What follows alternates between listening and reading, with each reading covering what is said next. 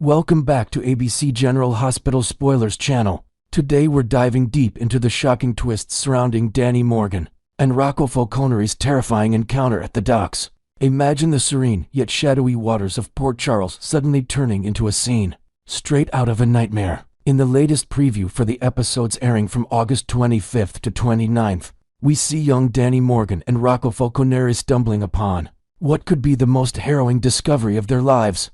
These two teens, already navigating the complexities of their family dramas, are out near the docks when they spot something utterly chilling, a lifeless form bobbing in the murky depths. Their faces twist in horror as the realization hits. This isn't just debris or an illusion. It's a human body floating aimlessly. The camera captures their wide-eyed panic, hearts pounding as they process the gruesome sight. Could this be the catalyst that thrusts them into a web of danger and secrets they've only glimpsed from afar? As devoted fans know, General Hospital never shies away from ramping up the suspense, and this moment promises to be a pivotal turning point, blending youthful innocence with the dark underbelly of Port Charles intrigue. Of course, the possibilities for how this unfolds are as endless as the show's storied history. The writers have a knack for layering mysteries, and this body discovery could connect to several ongoing threads in ways that keep us guessing. Picture this. It might directly link back to the explosive confrontation involving Rick Lansing, whose fate hangs in the balance after a brutal altercation with the fiery Ava Jerome. If Rick doesn't pull through from that devastating blow to the head delivered in a fit of rage, amid their tangled legal and personal battle, Simeone would need to handle the aftermath. Disposing of a body in the harbor seems like a desperate move, perhaps orchestrated by a panicked ally or even Ava herself, trying to cover her tracks. We've seen similar cover-ups before, like when characters resort to drastic measures to hide their sins, adding layers of guilt and pursuit that ripple through the community. This scenario would not only escalate the tension, but also force other characters, like Elizabeth Weber or even Sonny Corinthos, to confront uncomfortable truths about loyalty and betrayal in their interconnected lives. On the flip side, the show could opt for a less central figure to heighten the drama without derailing major arcs. Enter the possibility of a peripheral character like Ezra Boyle, that shady operative who's been lurking in the shadows of recent plots. Ezra, with his mysterious dealings and ties to underground dealings, might have met an untimely end, perhaps caught in the crossfire of a botched scheme or a targeted hit. Throwing in a throwaway victim like him allows the writers to build suspense without immediately upending the core cast, but it still packs a punch for Danny and Rocco. These boys, impressionable and tied to powerful families, could find themselves unwittingly drawn into a larger conspiracy, questioning who they can trust. Inventing new elements here, let's speculate that Ezra's body might bear clues like a cryptic note or a distinctive tattoo off it, hints at a bigger syndicate operating in Port Charles, one that could endanger the teens if they dig too deep. This approach keeps the storyline fresh, introducing red herrings that mislead both the characters and us viewers, all while amplifying the eerie atmosphere of the docks at dusk. Yet, amid all these theories, one name keeps surfacing as a prime candidate for this watery peril: Drew Kane. With enemies circling like sharks, Drew's life has become a powder keg waiting to explode. Threats have been piling up from every direction, but political rivals, scorned lovers, or shadowy figures from his complicated past as a Navy SEAL turned businessman. It's almost inevitable that someone will take a swing at him, perhaps through a calculated gunshot during a heated confrontation or a stealthy poisoning that leaves him vulnerable. Envision a scenario where Drew, in the midst of a clandestine meeting by the water's edge, gets ambushed, a struggle ensues, and he tumbles into the harbor, wounded and fighting for breath. The previews tease just enough to make our pulses race, suggesting this isn't random but a deliberate act tied to his mounting conflicts. Adding inventive depth, maybe Drew was investigating a lead on his own identity crisis, uncovering documents that expose a corporate scandal, only for it to backfire dramatically. This would tie into his ongoing quest for truth, making his potential downfall all the more poignant and personal. But hold on, there's a glimmer of hope woven into this dark tapestry. If Danny and Rocco act swiftly, they could turn from shocked witnesses into unlikely saviors. Spotting Drew or whoever it is in time, the boys might spring into action, diving into the chilly waters to haul him out. Picture the adrenaline-fueled chaos: Rocco, with his Falconeri grit, performing CPR learned from a school safety class, while Danny frantically calls for help, his voice cracking with fear. This rescue could be Drew's lifeline, preventing drowning and ensuring he gets rushed to General Hospital for urgent care. Perhaps medics later reveal he suffered a non-fatal gunshot wound, stabilized just in the nick of time. Inventing new details. Let's say the boy's quick thinking uncovers a hidden tracker on Drew's clothing, revealing he was set up by a betrayer close to home, adding a fresh layer of intrigue to his survival story. Such heroism would not only bond Danny and Rocco in an unbreakable way, but also shift family dynamics, with gratitude flowing from the Quartermains and perhaps even opening doors to mentorship or alliances that reshape their futures. It's crucial to note that Cameron Matheson, the talented actor behind Drew, recently took to Instagram to assure fans he's not bidding farewell to the role. In a candid post filled with behind-the-scenes charm, he quashed rumors of an exit, hinting at more adventures ahead. If we take him at his word, and why wouldn't we? Given his passion for the character, it points to Drew enduring whatever calamity befalls him. This reassurance adds an extra thrill, knowing the storyline won't abruptly end, but evolve with twists that keep us hooked. Perhaps Drew emerges from this ordeal transformed, using the near-death experience to reevaluate his ambitions and relationships, like his tangled romance with Carly or his business rivalries. Extending this, imagine a subplot where Drew, post-rescue, experiences vivid flashbacks to his imprisoned past, inventing a new psychological depth that explores trauma and resilience, making his character arc even more compelling. Even if the worst seems to happen and Drew faces what looks like a fatal blow, General Hospital has a history of masterful misdirections. What if this body turns out to be an elaborate imposter ploy? Soap operas thrive on such deceptions. Think of the times characters have faked deaths or used doubles to evade danger. The real Drew could be stashed away, alive and plotting his comeback, while this decoy serves to flush out his enemies. This twist would deliver jaw-dropping shockers, perhaps revealing a secret twin or a cloned operative from his military days, invented here to amp up the sci-fi flair that GH occasionally embraces. As the plot unravels, we might see alliances form and break, with characters like Jason Morgan stepping in to uncover the truth, leading to explosive confrontations that redefine loyalties in Port Charles. No matter the outcome, one thing is crystal clear: Danny and Rocco are in for a whirlwind of panic and revelations. Their discovery at the docks will send shockwaves through the town, sparking investigations, accusations, and heartfelt moments that tug at our emotions.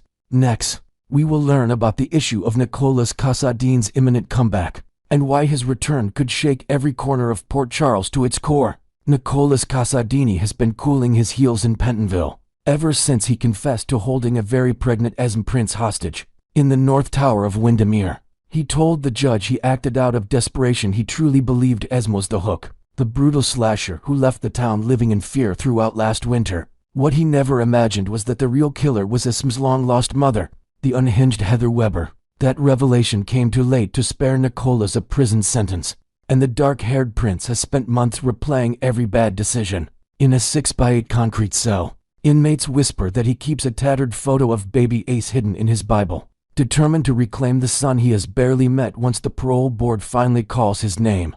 Back in Port Charles, Mayor Laura Collins consents that a fresh storm is gathering. Heartbreak is quietly circling her family. In real life, beloved actress Denise Alexander has passed away, and the show is poised to honor that loss by writing the death of Dr. Leslie Weber. The impending funeral will rip open decades of memories for Laura, who suddenly finds herself without her mother's guiding hand. Lucky Spencer remains overseas on disaster relief duty. Lulu Spencer is still in a long-term care facility, and Spencer Cassadine is busy juggling Esme, Ace, and his own Cassadine demons. Laura will need all the emotional reinforcements she can get, and the freshly paroled Nikolas might arrive just in time to put his arms around her during the memorial service, setting up a tender, gut-punch reunion no viewer will forget. Yet the minute Nikolas crosses the city limits, Ava Jerem's pulse will spike. On paper she claims to have moved on, oscillating between free-spirited Cody Bell and the morally gray Rick Lansing. But her history with Nikolas is stitched into her DNA. They have shared treacherous cliffs, swapped deadly secrets, and ignited more than one five-alarm kiss in that candlelit art gallery. Even if the romance has burned down to embers, the heat still lingers like smoke in a silk dress. Picture a scene where Ava slips into the gallery after hours, only to find Nikolas standing beneath her prized Klimt released from prison, suit impeccably tailored, apology trembling on his lips. One whisper from him about co-parenting Avery or protecting Trina, and Ava's hard-won composure could crack like shattering glass. Complicating matters further is Elizabeth Weber, the woman who once helped Nikolas fake the death of little Jake, and who still knows every scar on his heart. Their friendship survived affairs, betrayals, and the moral wreckage of the Cassadine fortune. Elizabeth has spent recent months focusing on her nursing supervisor duties and rebuilding trust with Finn, but the sight of Nikolas limping out of Pentonville may stir feelings she boxed up years ago. Imagine Elizabeth visiting Shady Brook to counsel patients, only to bump into Nikolas attending mandatory therapy sessions. A shared cup of institutional coffee could evolve into late-night conversations at Kelly's, where they reminisce about Spoon Island thunderstorms and the moment he pulled her from the icy harbor. Whether they ignite a romance or reinvent themselves as co-conspirators, Liz and Nikolas together guarantee sparks emotional, romantic, and possibly combustible.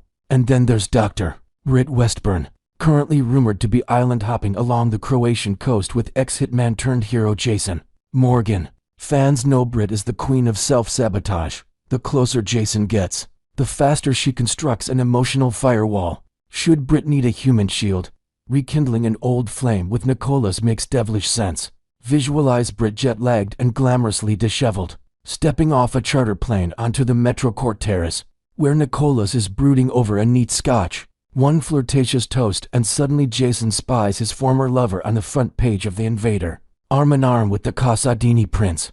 The move would keep Jason at bay, drive Ava into a jealous tailspin, and plunge Britt herself into a love triangle labyrinth worthy of Hades. Speaking of labyrinths, Windermere is no longer the Gothic fortress Nikolas abandoned. Victor Cassadine's death left the estate in legal limbo, and Spencer has been running the halls like a young king whose crown is too heavy for his brow. Esme, now memory blocked but fiercely maternal, roams those same corridors trying to nurture Ace while dodging Cassadine politics. Nikolas returning to his ancestral castle sets up a Shakespearean showdown. Spencer could slam the drawbridge in his father's face.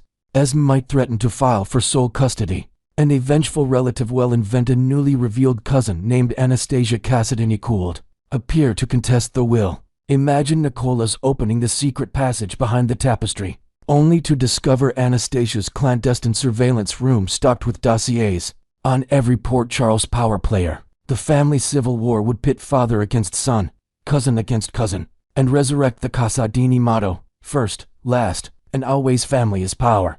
Meanwhile, the town's legal chessboard is shifting. Alexis Davis drafts an emergency petition to amend Nikolas's custody rights. Diane Miller sharpens her stilettos to argue Ava's side. Martin Gray circles like a shark offering his services to Spencer. Throw in Scott Baldwin representing Elizabeth on an unrelated malpractice suit, and the courthouse becomes a theater where dialogue crackles faster than gavel strikes. Nikolas must decide whether to wage war or broker peace, a choice complicated. When Laura pleads for unity at Leslie's wake, if writers lean into high drama, the reading of Leslie's will could reveal a clause bequeathing her stake in General Hospital, only if her grandchildren stop feuding, forcing Nikolas and Spencer into an uneasy ceasefire.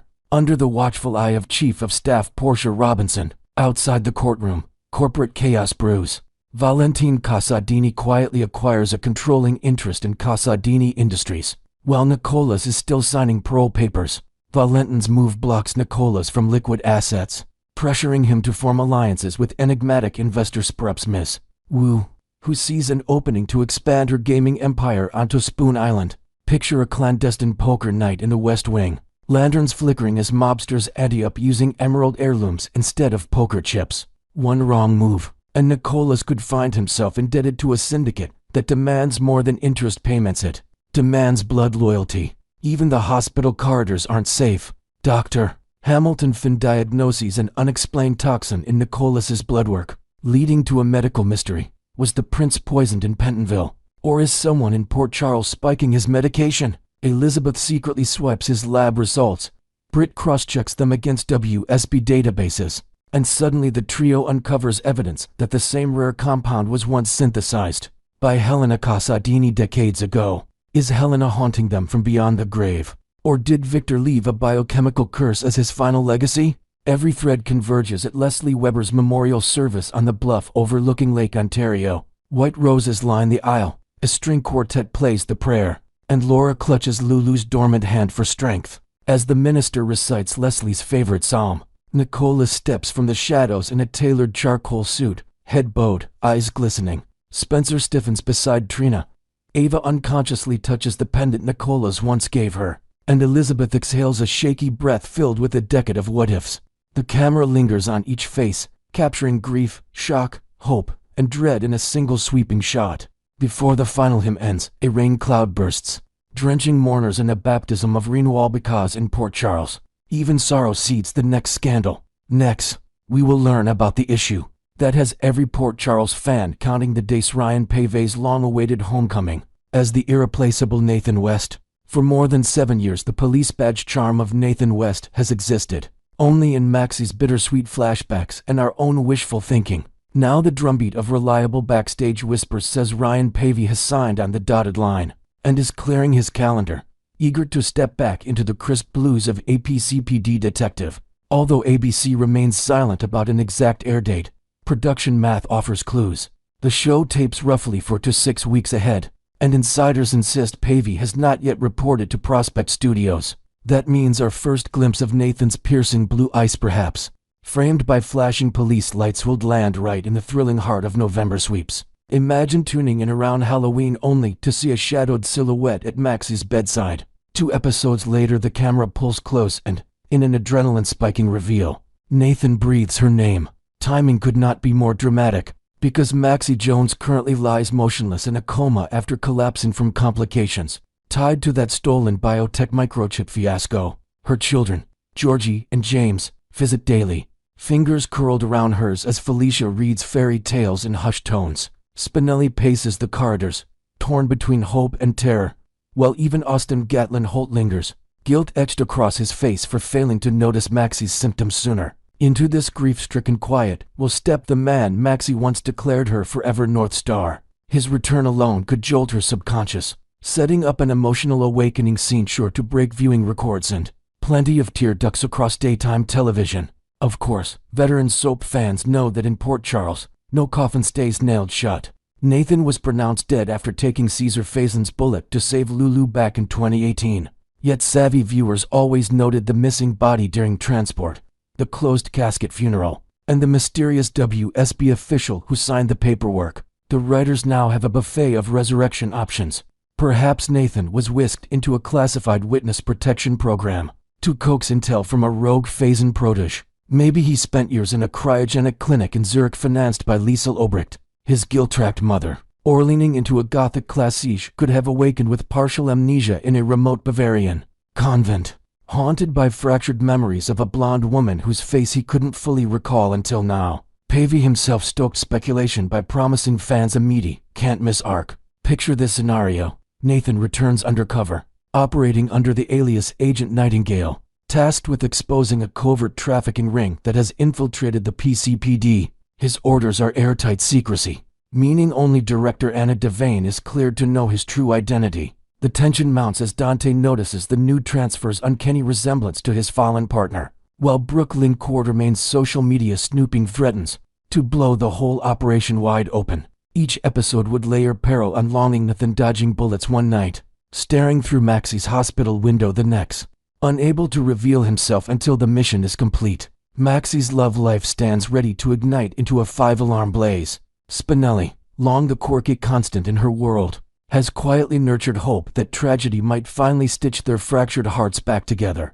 Nathan's re-entry pulverizes that daydream, while Austin, already on thin ice after his ELQ sabotage scandal, cold see his tentative bond with Maxie evaporate overnight. Twitter will detonate with Team Maxie and Sprinks shippers debating which soulmate truly deserves Maxie's happily ever after. Expect a pulse-pounding triage room confrontation, Spinelli accusing Nathan of abandoning the family, Austin reminding everyone that a living fiancé trumps a resurrected ghost, and Nathan, jaw clenched, eyes raveling that nothing will tear him from his wife again. Outside the romance maelstrom, Nathan's resurrection ripples through every quadrant of town.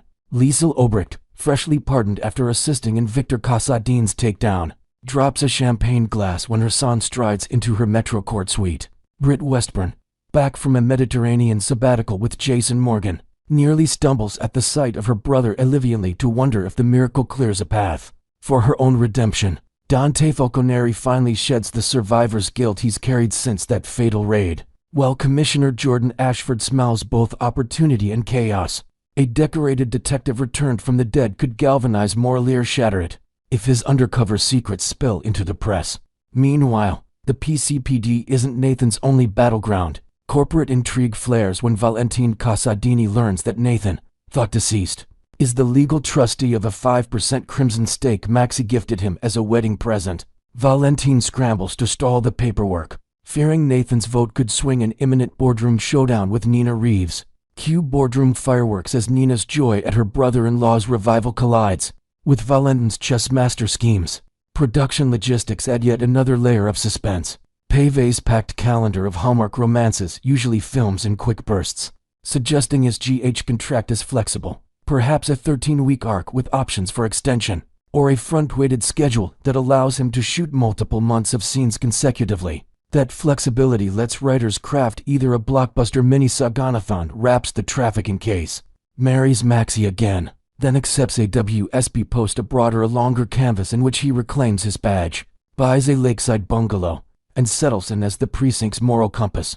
Naturally, the specter of Caesar Faison still lurks. Rumor mill whispers that an unknown hierophant Victor Faison, a tech-savvy mastermind raised in secret, has arrived in Port Charles under a false name, hunting the detective who killed his father. Imagine a cat and mouse chase through the catacombs beneath Spoon Island. Nathan and Dante tracking flashes of infrared on night vision goggles, coming face to face with a masked assailant who utters, "The sins of the father are never buried." Such high-stakes drama would remind viewers why GH reigns supreme in mixing soap opera heart with crime thriller adrenaline. No Return, though, would be complete without honoring Nathan's original sacrifice. Insiders leak that a special standalone episode is in the works. 30 minutes of stylized flashbacks recut with never-before-seen angles, interlaced with brand-new scenes of Nathan standing at his own gravesite, reflecting on the cost of heroism. Whispered cameos include Griffin Monroe delivering a graveside benediction, and a surprise voiceover from the late, lamented Georgie Jones guiding Maxi from her coma dreamscape back to consciousness. So polish your detective badges and stock up on tissues, because Port Charles is about to welcome back one of its bravest hearts. Whether Nathan stays for a short-term thunderclap or settles in for the long haul, his presence promises to upend relationships, electrify storylines, and deliver exactly the kind of goosebump moments that keep us glued to GH 5 days a week. Keep your DVRs primed, your social feeds refreshed, and your theories coming, because the second those studio doors swing open for Ryan Pavey, the countdown to must-see daytime drama officially begins.